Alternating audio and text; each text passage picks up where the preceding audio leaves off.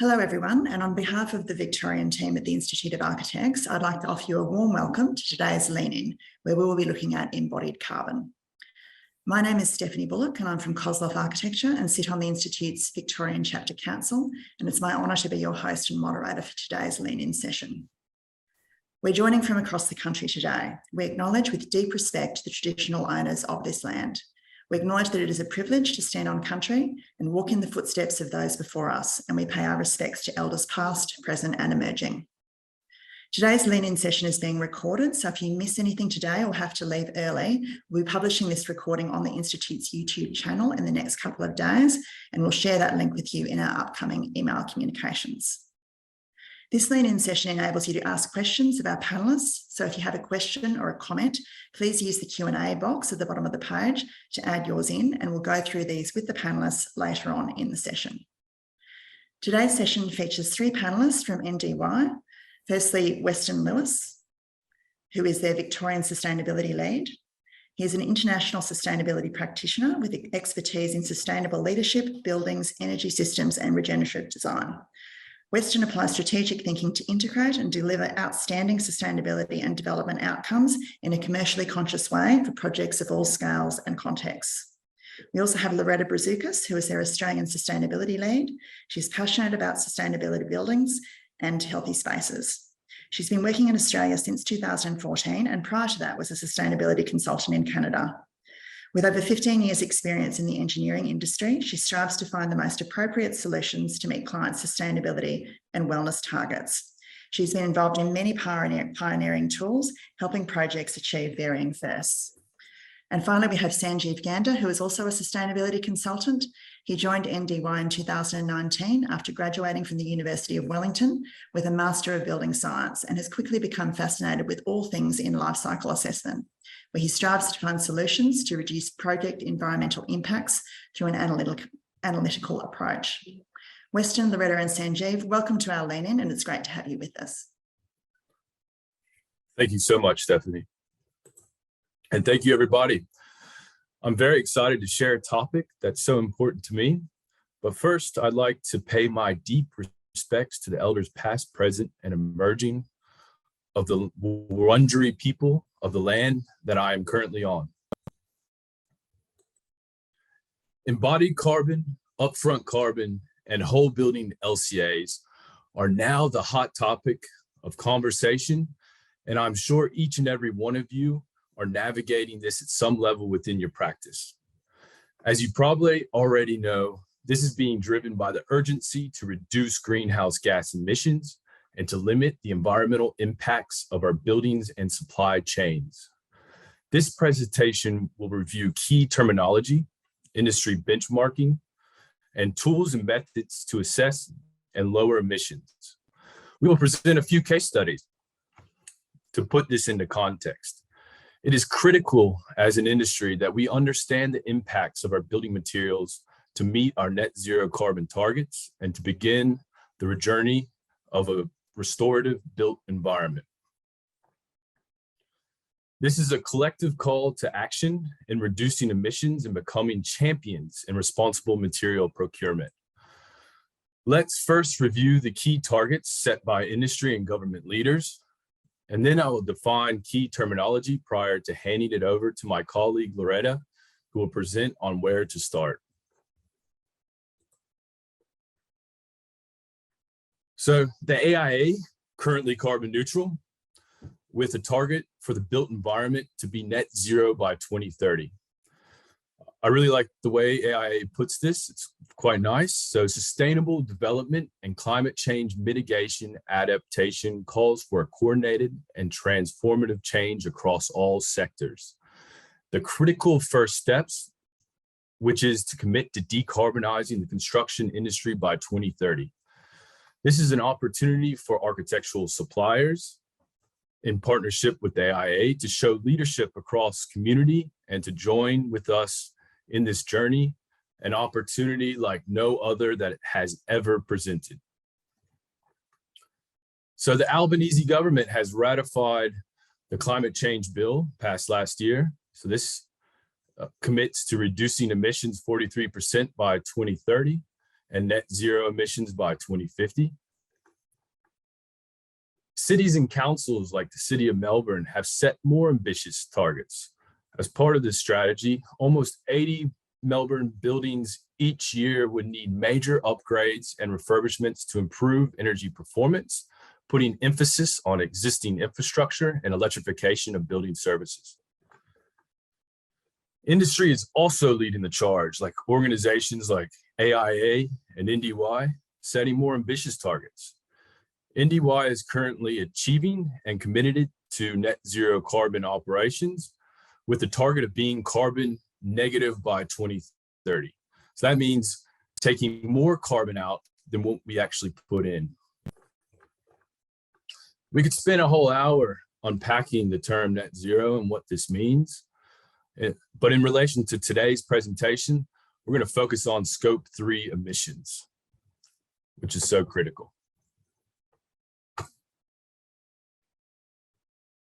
So this is one of the key images from the Greenhouse Gas Protocol. The Greenhouse Gas Protocol, or GHG protocol, supplies the world's with the most widely used greenhouse gas accounting standard. For those that don't know, scope 1 emissions is essentially what we're burning on site in our fleet vehicles or transportation and refrigerants used. Scope 2 emissions are indirect. This is our electricity purchased from the grid. And scope 3 is everything else. This is where it gets complicated and essentially the bulk of our emissions. So it's approximately 70% of our total emissions. It's the hardest to cover. It's the hardest to tackle. It's under the control of suppliers, products, materials within the built environment. That's our materials, that's our products, that's our waste, our water, all the things we see when we walk into a building. And this is what we'll be focusing this presentation on. So just to put it in context, why the built environment? The graph on the right shows annual global emissions. You can see that the built environment makes up quite a big percentage of that at 40% around there. Approximately 27 is from operations and 13 is from embodied carbon. When we're thinking about how to change these emissions, impact them, we need to think about the materials life cycle. Change the way we build or rethink the process. The current process is, although we are striving towards green buildings and making sometimes great environmental choices, we're still very much in a linear economy. We don't have infinite resources to keep taking from.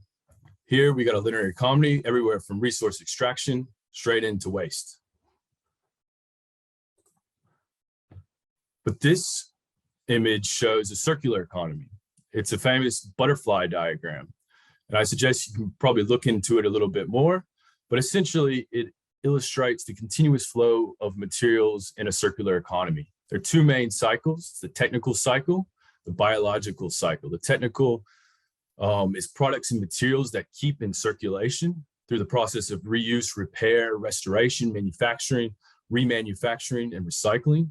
The biological cycle is nutrients from biodegradable materials that are returned to the earth to regenerate nature. So why conduct a life cycle assessment and materials assessment?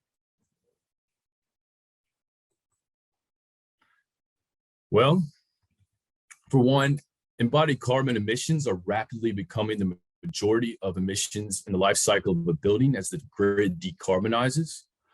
Regulation and benchmarking schemes are adopting whole life cycle and circular economy requirements.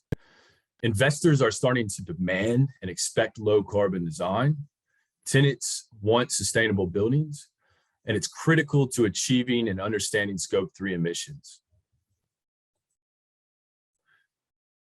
So this chart here shows the importance of embodied carbon as the years go on. So in 2019, the majority of the building's carbon was operational. This is when we're plugging into the dirty Victorian grid. But as the grid decarbonizes, as our buildings become more efficient, as we supply them with on-site and off-site renewable energy, that operational goes down and the proportion of embodied emissions goes up. So I've thrown around quite a few terms: embodied carbon, life cycle, but let me define what that actually means prior to us moving too much further.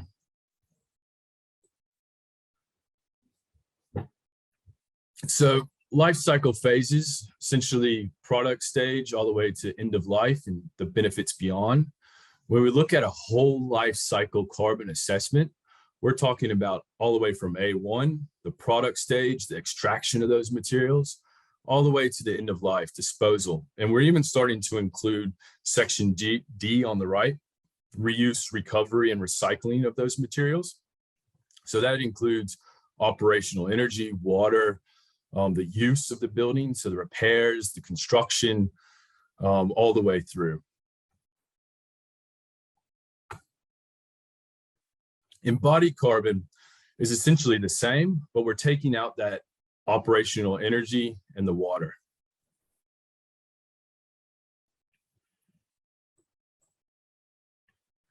When we talk about upfront carbon, which is a term that's heavily used in the new Green Star Buildings tool, we're looking at A1 through A5. That's raw material extraction through the manufacturing process, transport, and construction. Use stage carbon, fairly self-explanatory, but maintenance, repair, refurbishments, replacement of materials during the life of the building. And then we have end of life carbon. So this is the disposal, the demolition. And then, as I mentioned, the benefits beyond, we should be capturing as well, thinking about that circular economy.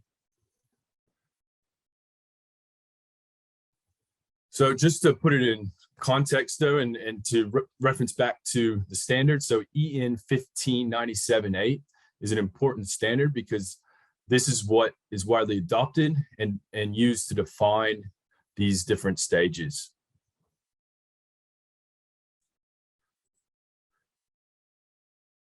So when we're looking at the stages and what the impacts that we're looking at these categories. And oftentimes more as well, but these are the main ones.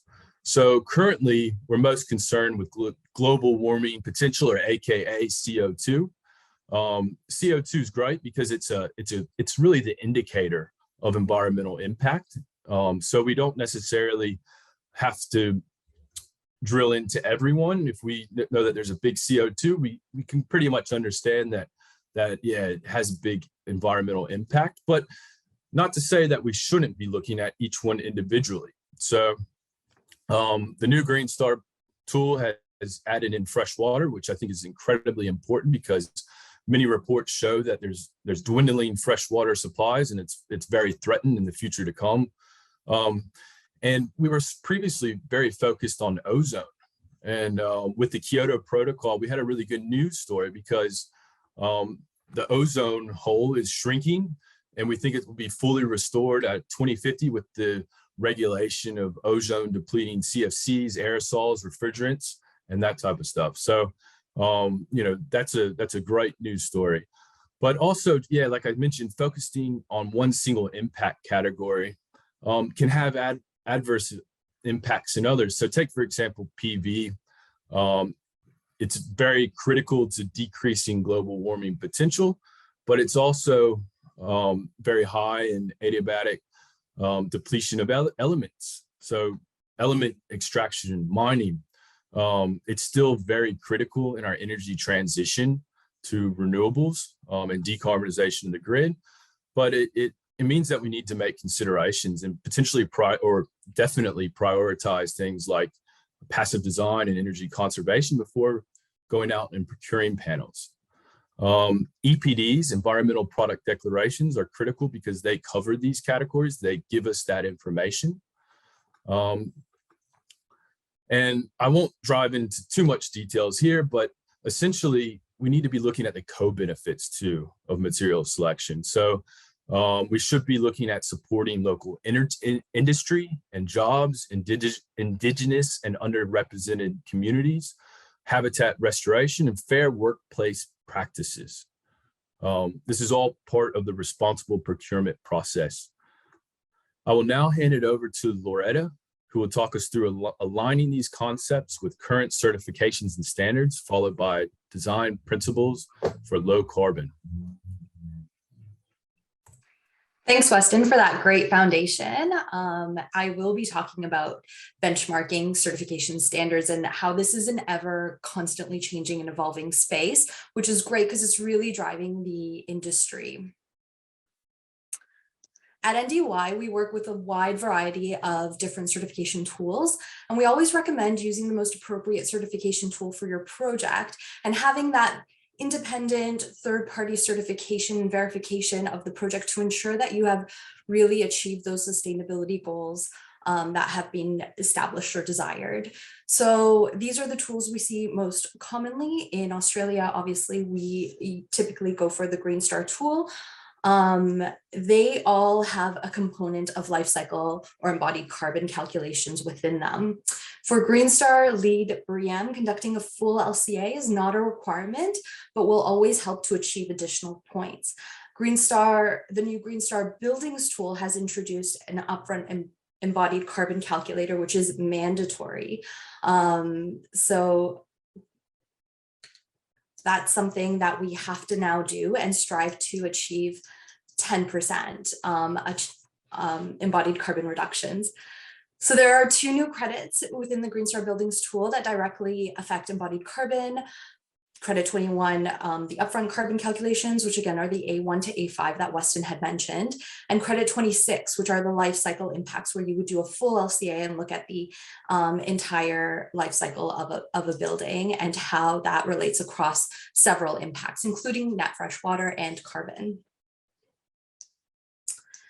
And there are several synergies within Green Star materials credits.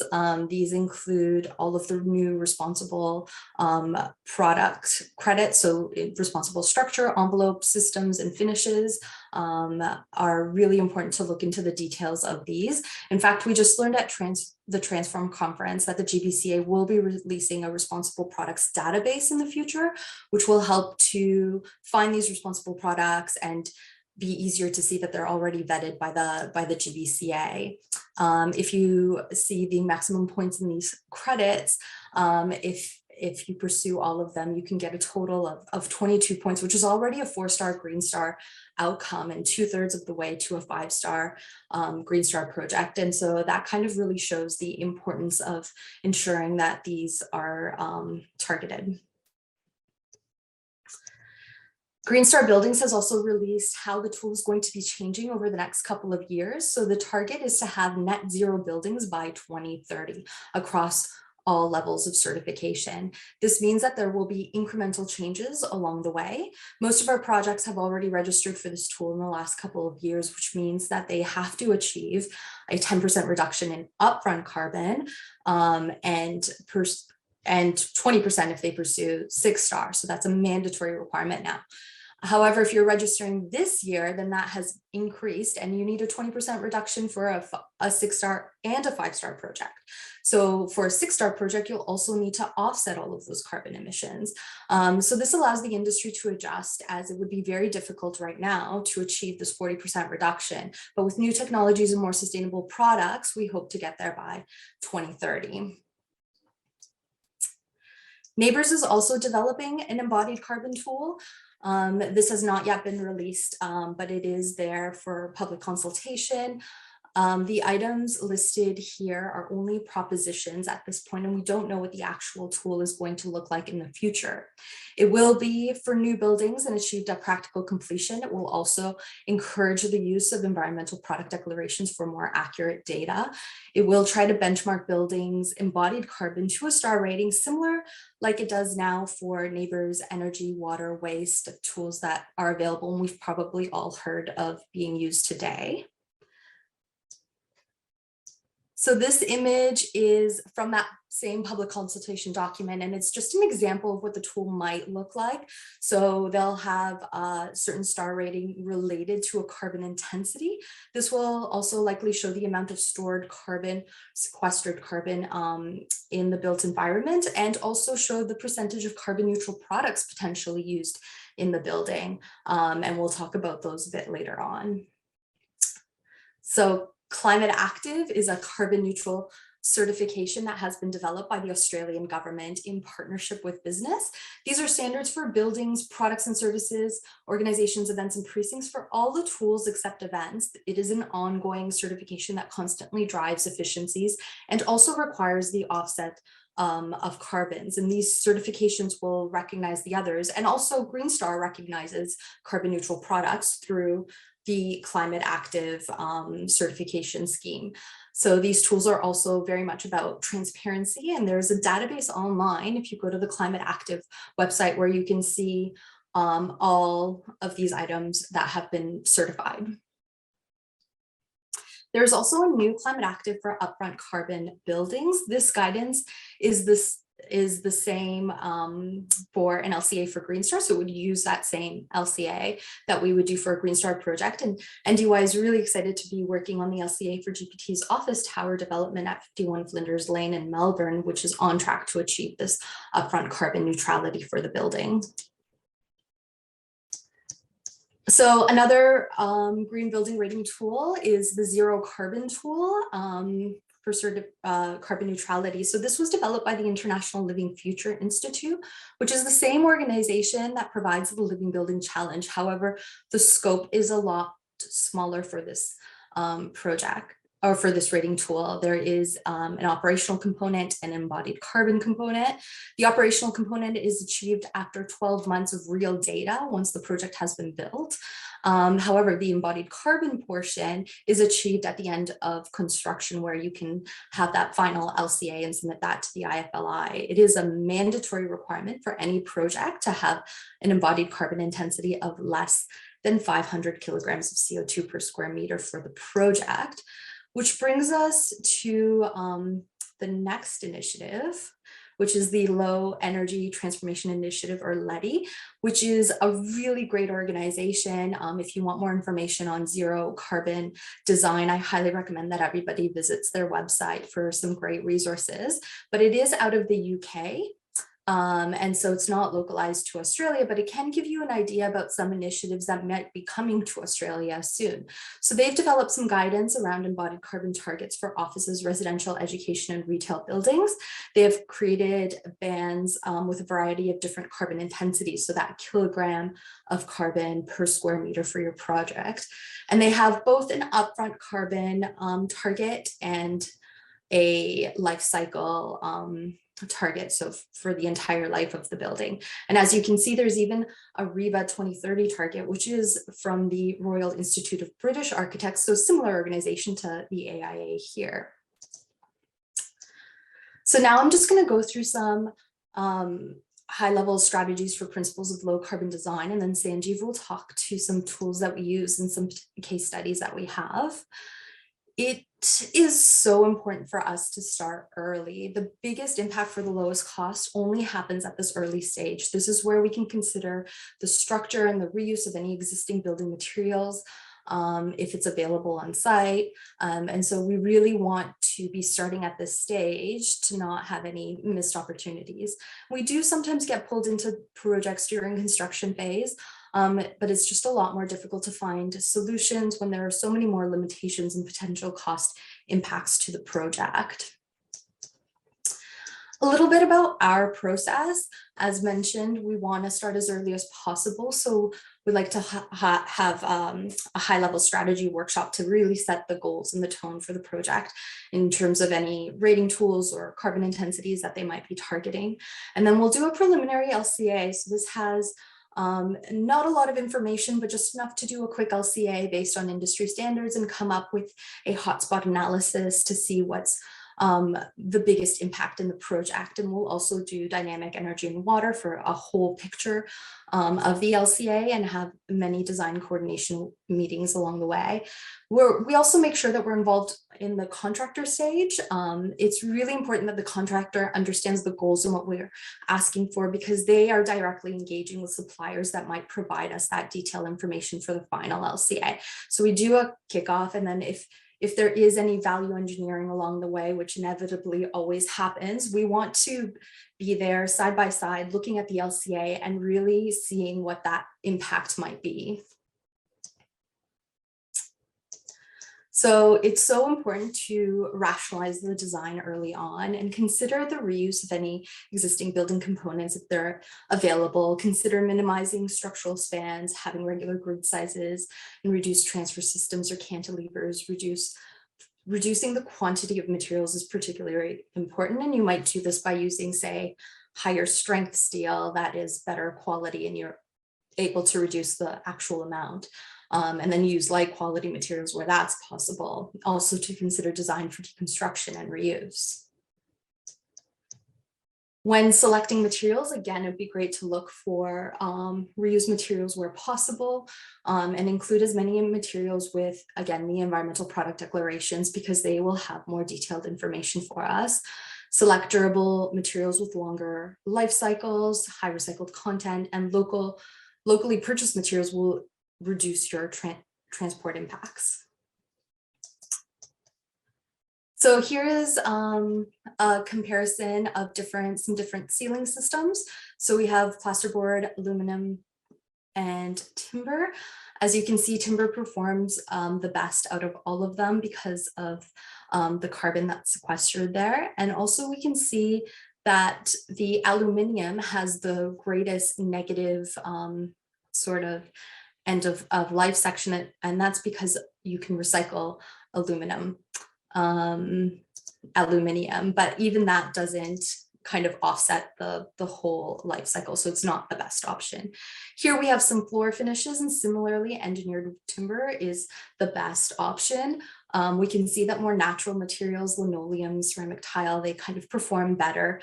And then carpet is always more carbon intensive, but carpet manufacturers are very much some of the first in the industry to be creating UPDs because they recognize this. And so it's very important to be considering these materials very early on.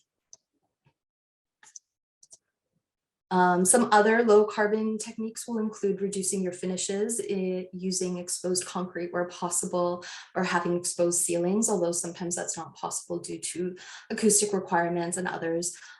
So if required, consider using timber to complement that. Again, here we can see some low carbon materials that are natural. So timber, again, this is a bamboo engineered decking. Linoleum, this one is from Four Boats, the marmoleum, and hempcrete, which we hope to see more of in Australia. So the most carbon intensive material in construction is concrete, and more specifically the cement component. Cement is a very energy intensive process to create. It requires taking limestone and heating it up with other metals and ingredients to create a very fine powder. So there are many different technologies that we are looking into, that the industry is looking into for low carbon cement, including the process of heating it, but also different geopolymer cements. So looking at the chemistry, different polymers and activators to reduce the amount of Portland cement required. So in previous versions of Green Star, we were striving to achieve 30 or 40% reductions of Portland cement. But as you can see in this table, some products in Australia can achieve 75 to 95%, which is very significant. Again, selecting durable materials is very important. When we look at the life cycle of a building, we're looking at a 60-year span. If a carpet only has a 10-year span, that means that you're going to need to replace it 6 times over that lifetime. But if you can get a higher quality carpet that has a longer warranty, 15 years, then you only need 4 replacements during that whole lifespan. And so that significantly reduces the carbon in that B stage. So the B's of reuse and refurbishment in your building. So that's something also to consider when you're looking at upfront carbon, because that improvement won't be captured in that A stage. So as mentioned previously, you can also get climate active carbon neutral products. You can go to the Climate Active database and search for any product specifically. Here's an example of plasterboard and framing systems that have been certified. Just a note that sometimes these products are opt-in, and so you really need to talk to your supplier and ensure that you're getting the carbon neutral product that is desired. And now I will hand over to Sanjeev to discuss some tools and case studies. Cool, thanks, Rita. So to summarize, we've learned why it's important to do an LCA. We've learned about certifications and standards and low carbon principles, but how do we actually do these? So LCAs, to start off, are very data heavy. And the saying goes, if you're going to put garbage into an LCA, you're going to get garbage out. So the first step is you need to have good, reliable, relevant data. And this is where data sources and databases, as well as software, comes into play. So at a high level, on the left-hand side, we've got a whole bunch of local data sources and databases. And these contain materials which you're able to look up and then pull the environmental impact from. On the right-hand side, we've got a whole bunch of LCA tools. These tools allow you to perform an LCA or a carbon assessment, and they typically pull from the databases on the left-hand side. So going a bit more detail into these databases, starting off with environmental product declarations. So these are our most preferred data source. And the reason for this is that EPDs, shorthand, they are based on measured data. So when a supplier wants to verify the environmental impact of their product, they can go and create an EPD to international standards, get it verified and audited, and then publish this out for architects and designers to look up. So this is what we call a bottom-up method, so based on actual data. Whereas when we look at the bottom of the slide at the lifecycle inventory databases, these typically take a top-down method. So they look at the industry as an average, and they might have thousands of different materials in there, and they give you a very generic environmental impact of those products. So a couple Australian or local databases are EcoInvent and AusLCI. Then in the middle there, we've got kind of a hybrid mix. So Epic Database, which is a database provided by the University of Melbourne. Greenstar have created a tool for Greenstar buildings which pulls from that Epic database, which means you can go to the Greenstar portal, type in material quantities and the material you're looking for, select the relevant material, and it will give you the upfront carbon of your project at a very high level. So a bit more about EPDs. So epdaustralasia.com is a website which you can go to and you can search up all of the published EPDs for Australia and New Zealand. You can search these up by the supplier name or the product category or the product type. So the way you can do that, search your product. On the right-hand side, we've got a concrete example, and it's based on the Darwin region. What we're looking for when we load up an EPD is a table similar to this one on the screen. So it'll tell you what the carbon intensity is of that product. And so in this case, it's about 246 kgs of carbon per meter cubed. And that's just for that product stage. So EPDs, they typically just declare the impact for raw manufacturing of that product, processing it at the product factory, and then sometimes getting it to the gate of your site. Going forward, some EPDs are looking at including impacts at the end of life. So what happens once that product leaves your site and how does it break down? EPDs are very valuable because they are based on actual data, but the issue is that there isn't many available in Australia and New Zealand. Now looking at software. So you can perform LCAs without using any fancy software. You can just use the databases and EPDs to do really quick back of the napkin calculations. But when you wanted to get into more detail or you start to have very complex projects, you might start to look towards using LCA tools. Essentially, LCA tools allow you to perform an LCA. They're all very similar in nature, but they might have a different process to get you to their end goal. They are often web-based and they pull from those databases as well as international databases. They're often subscription-based, so depending on how many users you have in your organization, the fee is based on that. Another benefit is that they can include third-party reviews, so getting your LCAs to review to international standards is a huge benefit. Software, that NDY use is one-click and eTool, depending on where the project is.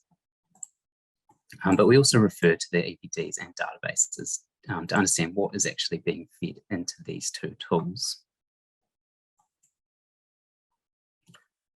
Depending on where you are in the world, you might look at other software that is available. So depending if you have projects in the United States, Canada, Australasia, you might go to these other tools. Again, they're all very similar, but it depends on what your use case is.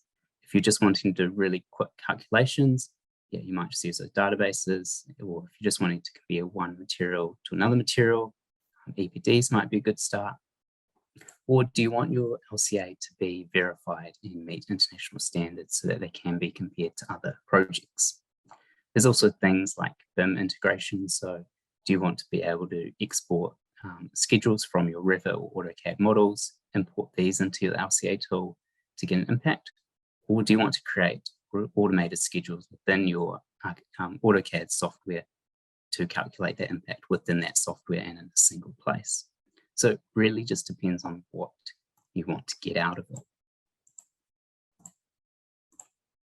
Looking at one software, we use eTools. So this is just a little snip from the user interface. So huge bonus is that they are quite easy to get started with, but they can get very complex. So for example, if you've got, say, a concrete floor that you're wanting to look up, you can simply type in concrete floor, the depth of that floor, the strength of concrete, all those kind of keywords, and it will give you a whole bunch of pre-made templates. And a lot of these tools do this to varying degree, but what you can then do is start to build off of these templates to adapt it to your project. So say if that 100 meters needs to be 150, you can go into that and start using that.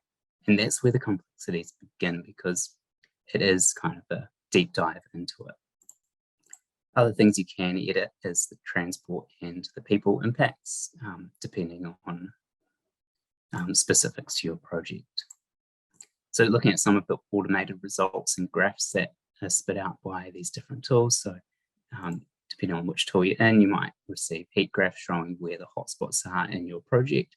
We might receive some bar charts showing, yeah, this is where the most environmental impact is. So again, LCAs, they're very data heavy, and you need to have a good understanding of what's going into your LCA in order for you to make good decisions for your project. So databases, EPDs, good for quick hand counts, and LCA tools, they're good for more complex projects.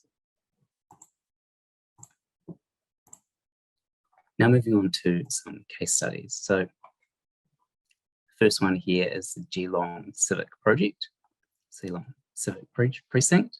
It's located in Victoria. It's an office building about 6 stories high, 10,000 meters squared, and it's targeting a 6-star Green Star design and as-built rating. And one of the key credits is credit 19, life cycle assessment. So for the LCA, what we want to do is we wanted to capture that benefit that CLT structure provides, as the building is predominantly CLT with a bit of concrete and steel. So within credit 19, it requires us to compare our as-built project to a standard practice reference building. What this means is a hypothetical building that represents standard practices. So things like the same structural requirements, scale, function, location, and aesthetics. And so for the project, what we wanted to do was compare this to a concrete structure. So within the LCA, we're looking at all of the structure that goes into it, facade elements, finishes, surfaces, internal elements, as well as external elements as well. Depending on where we are in the project stage or project's life, we might look at pulling information about the project, so material quantities from estimates from drawings or a potential BIM model. And as we progress, this might move from taking a bill of quantities or cost plan, and then finally material delivery records, which is what this project used. So looking at the reference case, so the project team took a step backwards, looked at how much concrete would need to go into this building if it was a fully concrete and steel structure versus a CLT structure. And we then modeled that in an LCA. And so this is just the upfront carbon emissions and broken down by material types. What we can see is that the substructure makes up quite a large proportion of the impact, and in particular, concrete and steel are the high contributors. Services also make some appearance up there, as well as the facade elements. And this is quite typical of projects of this scale. We see this on many projects, that concrete and steel, they're always the ones up the top. What we then do is compare our reference case, so the concrete and steel structure, to the as-built project, and we look at the carbon savings, or upfront carbon savings. And it was about 3 million kgs of CO2 there. And so this is using glue laminated timber and cross laminated timber. What we then do for the Green Star requirements is we compare the reference actual building in terms of the percentage, and we can see that there's about a 25% carbon saving for upfront emissions. Jumping into the next case study, so Project Banksia. This is an advanced manufacturing biopharmaceutical facility in Melbourne, and it produces influenza vaccines and antivenom. It's targeting a 5-star Green Star buildings rating, and in particular, the upfront carbon credit. There are 3 main buildings on site, and it's predominantly concrete and steel structure with suspended concrete floor slabs, aluminium cladding, and steel sheet roof.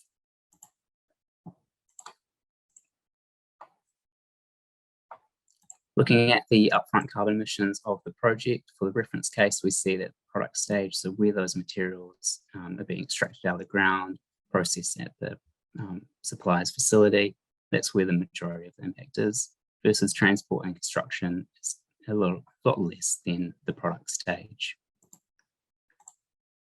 Again, we can see concrete and steel, they're our top impacts by material type in the project. And a few of the initiatives that this project is targeting is that we're looking to get all of the concrete, majority of the concrete, climate active certified. So that will reduce the amount of emissions as the certification will purchase offsets for this project. A couple other initiatives are switching out Portland cement for lower carbon cements and cement replacement within those.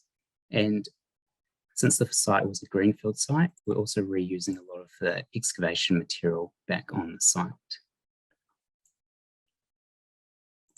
Another point to note is that this is an ongoing project, and what we found was the sandwich panels on the facade have quite a lot of impact in upfront carbon.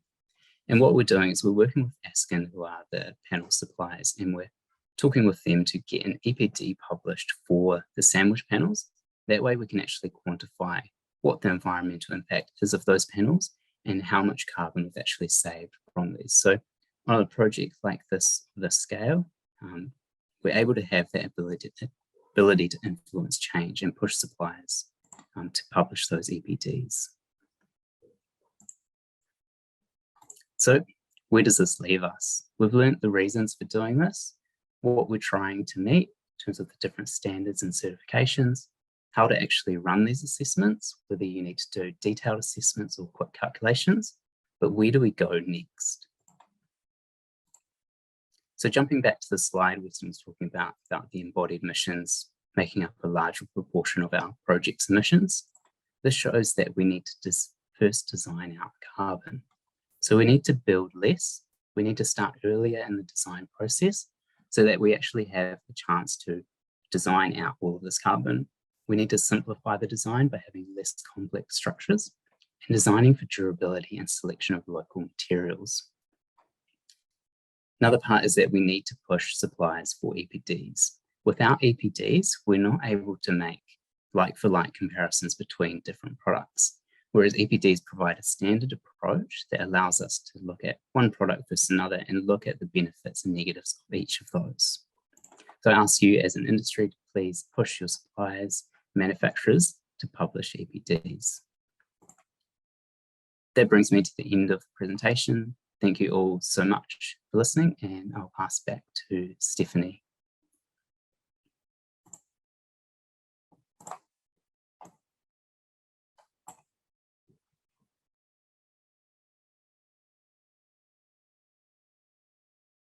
Thanks so much, Sanjay. So we might run through some questions after that excellent presentation. So one question that's come up is with regards to assessing embodied carbon in existing buildings. So how do these assessment tools deal with adaptive reuse or renovation projects? Yeah, look, I'll jump in on this one. We're looking at a couple projects that in the CBD that would reuse an existing building. So take, for example, there's 90 Collins Street. It's currently a project that's being looked at, and a 20 structure building and potentially adding another 20 levels on that. It's a great news story, essentially. Loretta pulled up the Green Star credits. It's pursuing a 5-star certification. Loretta pulled up those credits. I think it was a total of 22 that all dealt with materials responsible procurement. Look, if we're reusing adaptive reuse, we're capturing that. We're capturing the benefits of that. And like I said, and like Sanjeev alluded to, or showed, that the structure, the superstructure, the substructure is such a large proportion of that total emission. So essentially, if we can reuse that structure, then we can take that out of the equation, and take that out of the LCA. So big reductions. Fantastic. Thanks, Weston.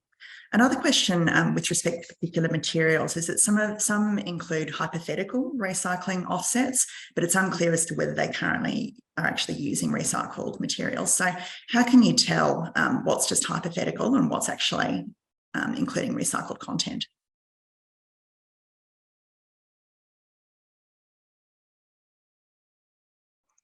Yeah, so we generally use the hypothetical information industry best practice as part of the Oz LCA data. But if there is kind of more detailed information, then we can include that as part of the LCA. It is difficult to understand, and something that I think the industry as a whole is working through. That's also the idea of, design for disassembly. We can design it, but will it actually happen? We don't really know, and so it is a bit abstract and hypothetical. In terms of the idea of offsetting, so that relates to kind of carbon offsets that would be purchased to go carbon neutral, and so that's almost a placeholder as products become more and more efficient throughout their manufacturing process, and we get more data around them. Great, thanks, Loretta. Another question about understanding the qualities of specific materials. So hempcrete is a material that was mentioned, and I think there's a lot of interest in that at the moment. So we've had a question that sometimes there's advice that this isn't actually a low carbon alternative, and it's very hard to find an EPD for it. Do you have any suggestions about how do you understand a material like that that's relatively new to market? Yeah, definitely. And that's where we need kind of your help and the industry's help to engage with suppliers and try to get them to get EPDs. And that's happening all the time. We've seen it happen a lot in our projects, and also outside. There's just a lot more EPDs coming through. And so I'm confident it will happen. This is an interesting question because it does relate to the idea of what is your reference building and what are you referring to. So hempcrete, yes, probably not better than a timber construction, but it might be better than concrete. So it really depends on what your baseline is and where you're using it. And we make those decisions, in line with the structural engineer and what the project team is kind of looking at comparing at the time. Great, thanks, Loretta. Another question with regards to offsetting as a tool, which is certainly very topical at the moment, and companies, just choosing to go carbon neutral rather than actually addressing the fundamental inputs. Did you have any comments on that? Yeah, look, I'll jump on that one. So I'm the decarbonization lead internally at NDY, and really the first step is reducing carbon emissions associated with scope 1, 2, and 3. I mean, that's the key, and offsets essentially are just a tax to the organization and a premium on products that we don't necessarily want to pay. So we want to conserve carbon. We want to eliminate that immediately, and so that's the fundamental step. But there is there is issues with offsets out there, as we all know, and particularly with some of the offsets that were generated from farming activities in rural Victoria. Giving offsets to landowners in the desert where restoration isn't even necessarily practical in terms of growing trees and things like that. So there's different qualities of offsets, and I think we got to be a bit savvy in terms of what we're offsetting. And unfortunately, there's not a Australian standard, so to speak, that requires it. There is like climate active Green Star. Yes, there are offset standards, but not all are equal. So we want to look at co-benefits of offsets, where they're coming from, an offset that promotes, local industry, that revegetation, indigenous communities. Those are probably worth a lot more than something that may be a photovoltaic project in India, where we don't necessarily have that transparency over what's going on and the impacts it's having. Right, thanks, Weston. Somebody's raised an excellent point, I guess, looking not just at the inherent qualities of materials, but also their location. How do these tools allow for that, the benefit of being able to source local materials and not have to transport them as far? Yeah, so we definitely look at local materials and transportation distances. So when we use industry data, what Sanjeev was talking about, the top-down approach, industry averages and things like that, they will have certain assumptions in them. Sanjeev can correct me, but I think it's 50 kilometers for, say, concrete in Australia. And so that is an industry average. If we can show that we are doing better than that we are sourcing local material, and this goes for any materials, but if we can show that we're doing better than that, then we can actually include that in our LCA. All right, thanks, Loretta. Another question about a specific material, so concrete. Again, lots of discussion around that. It has can be very harmful in terms of its environmental impact. But do you think that technologically there'll be advances made to make low or carbon neutral concrete realistic as an option in terms of cost in the near future? Yeah, definitely. Low carbon concrete is available, but it is also kind of used in certain applications, and they're still working through the technology to make sure that it's kind of equivalent to what we would see with regular concrete. So it is definitely a rapidly moving industry. I mean, the steel industry, same thing. They're looking at a lot of different technologies, a lot of different ways to kind of produce heat so that it's not using electricity from the grid. So these technologies are definitely coming. They're definitely on the radar for a lot of manufacturers, and it is going to happen where the cost is with any new technology, it's going to be more expensive in the beginning until it reaches, infiltrates the market a lot more. Thanks, Loretta. This might be a bit of a loaded question, but I know that often with government and institutional clients, increasingly architects are being asked to unshake LCAs. Do you think that that's, are there types of assessment tools that architects can use relatively easily, or at what point do you think we would need specialist expertise?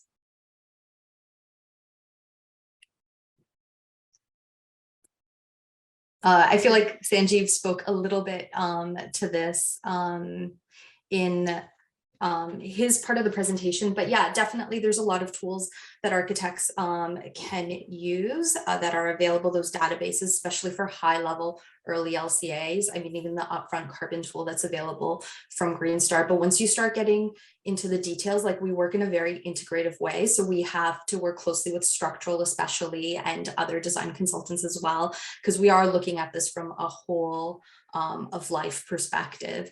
And so that's really important to consider when you go through the process. But definitely considering materials upfront and early and different design methodologies, I think designs will just continue to improve the more we work with, the wider industry and deliver better and better buildings as we go on. Look, and I'll just add to that. I mean, I think architects are incredibly well placed with their understanding of materials and the design process to probably start undertaking this early stage. But I mean, there is, like, I think, hopefully we unpacked a lot of it and got rid of some of the complexity, but there is a lot of complexity to this, and it's, it requires a strong skill set. And so if, I would recommend practices investing and also, third party verification or having that additional outside advocate is always good to have as well. Right, thank you both. There's a few questions that I guess relate to concerns about, the extent to which some of the product descriptions are greenwashing. How can you tell if it's legitimate, or, any tips on that? Yeah, we definitely come across a lot of that, and it's asking the hard questions, talking to your suppliers in detail. I think some of the databases that we mentioned are places to go to know that it has been certified. I know that there are some companies that claim low carbon, but they don't have a real EPD, and I have to tell them that we can't use that product in our assessment, or that we have to assume an industry default, because if they don't have that data, and it's not to the standard that we're looking for, which is the EN 15804, I believe. So if we don't have that exact data, then we can't incorporate it into the LCA, even if they're claiming that it's low carbon. So yeah, you do have to go into those details. And I mean, that's been the case in sustainability since, day one. We're also always pushing manufacturers for more information. No doubt.